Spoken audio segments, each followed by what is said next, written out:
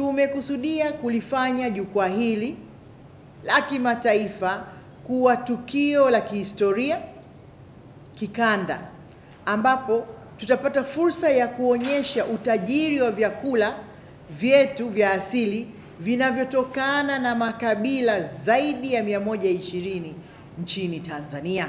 Sote tunafahamu kwamba asilimia kubwa ya Watanzania sisi ni wakulima, tunalima vyakula mbalimbali. Hivyo tukio hili ni muhimu kuonyesha utajiri wa vyakula vyetu vya asili vinavyotokana na makabila zaidi ya 120 nchini Tanzania. Kama ambavyo wengi mtakubaliana nami, Tanzania ni miongoni mwa mataifa yanayoongoza kwa urithi wa kipekee wa mapishi ya jadi, yanayoakisi utamaduni, historia na utajiri wa rasilimali zetu. Jukwaa hili litakuwa ni sehemu mahususi ya kukuza utalii wa chakula na hivyo kuongeza wigo wa mazao ya utalii nchini, kuwezesha wageni kukaa muda mrefu zaidi nchini wanapokuja kutalii na kuchochea mchango wa utalii katika uchumi wa taifa letu. Lakini pia jukwaa hili litaweza kuongeza uwekezaji, hususan ajira kwa vijana.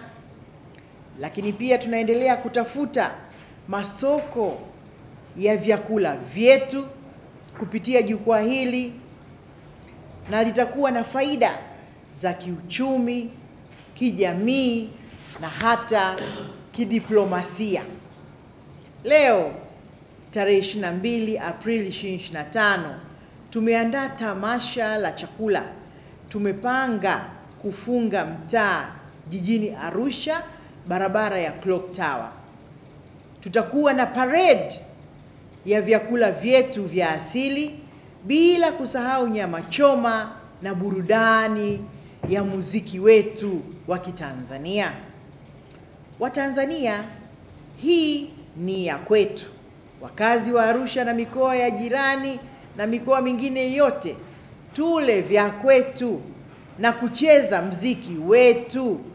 Tutakuwa na wasanii wa kutosha wakiwemo Barobaro, Stamina, Barnaba, Weusi na wengine wengi.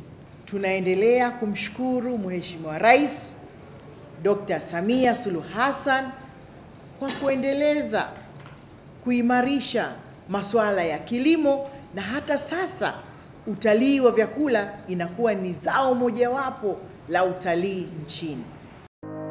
Ili kuwa mwanafamilia bora wa Global TV, usisahau kusubscribe, like, kushare na kucomment. Baada ya kusubscribe, bonyeza alama ya kengele ili kupata taarifa kwa kila video inayopanda Global TV Online.